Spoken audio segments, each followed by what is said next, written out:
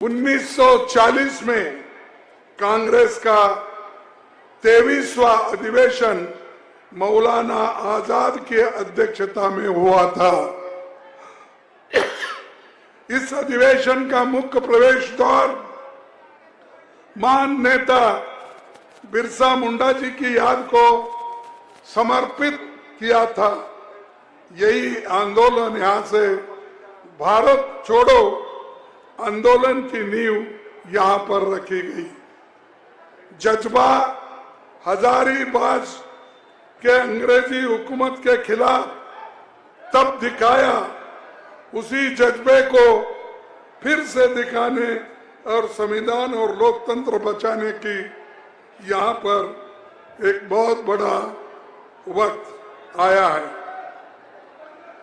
भाइयों, देखो, आप थोड़ा शांति से सुनिए।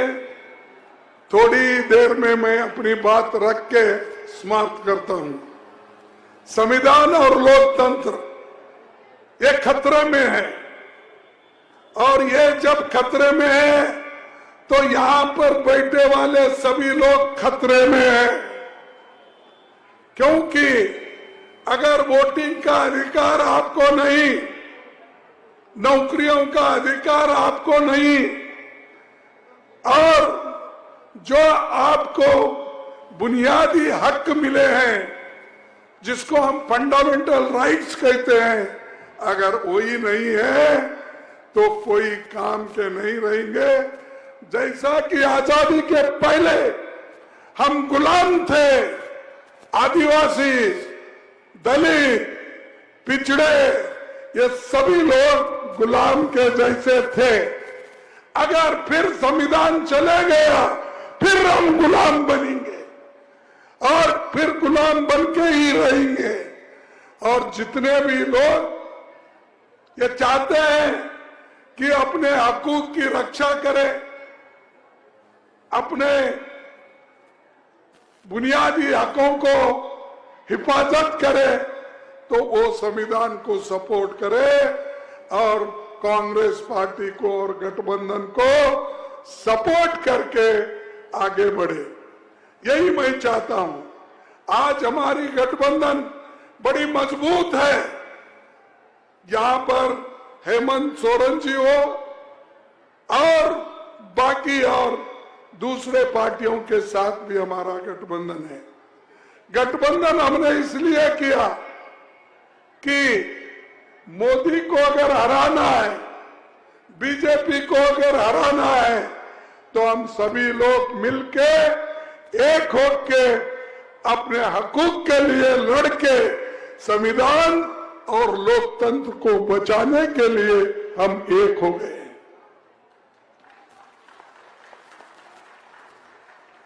अगर आप नहीं चाहते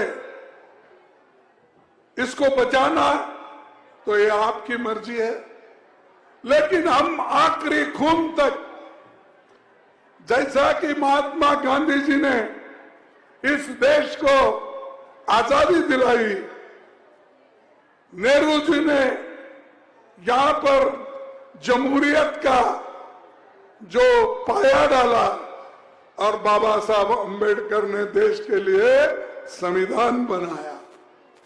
ये सारी चीजें हमारे लिए उन्होंने की, लेकिन इसको बचाने का काम अपना है। मोदी तो हर बात को यही कहता है कि अब के बार 400 पार। अबे आएंगे कहां? अब आएंगे कहां 400 पार? तो आपको पूरे साउथ में वोट नहीं मिल रहे, या आजू बाजू के राज्यों में नहीं मिल रहा, झारखंड में नहीं मिल रहा, यूपी में भी आपके वोट कम हो रहे हैं, बिहार में कम हो रहे हैं, पंजाब में कम हो रहे हैं, राजस्थान में कम हो रहे हैं, छत्तीसगढ़ में कम हो रहे हैं, मध्य प्रदेश में कम हो रहे हैं, महाराष्ट्र में कम हो रहे हैं, कर्नाटक में कम हो रहे, तेलंगाना में कम हो रहे, हर जगह कम हो रहे। और उधर जो है तमिलनाडु में डीएमके और कांग्रेस मिलकर कर रही, वहां तो आपका नामो निशाना नहीं है। तो कहां से 400 पार? ये लोगों को गुमराह करने का है। इस बार मोदी जी, बीजेपी हार रही है, ये आप समझिए। ये हार रही है, हार के ही उसीलिए वो हमेशा असली बात छोड़ते हैं। देश के लिए उन्होंने क्या काम किया ये कहते नहीं। क्या किसी को एम्प्लॉयमेंट दिया? क्या किसी को नौकरियां मिले? क्या किसी को आपने किसानों की आमदनी बढ़ाई? आपने काला धन लाकर लोगों को देने की बात की थी, आपने दिया? दिया क्या? नहीं दिया। तो ये मोदी है, नहीं देना यही मोदी जी की देन है। और सबको कहते हैं मैं मोदी हूं, मैं 56 इंच का छाती है। भाई तुम्हारी 56 इंच की छाती लेके हम क्या करेंगे? हमको पेट को खाना दो, हाथ को काम दो, और हर नौजवान को नौकरी दो, ये हम चाहते हैं।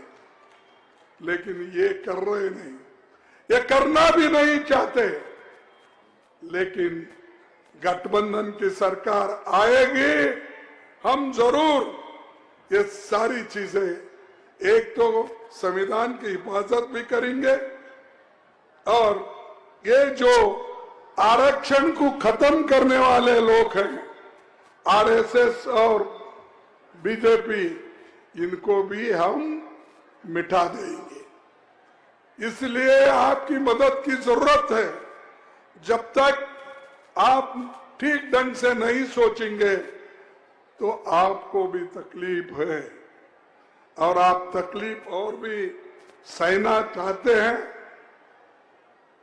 और भी गुलामी में रहना चाहते हैं।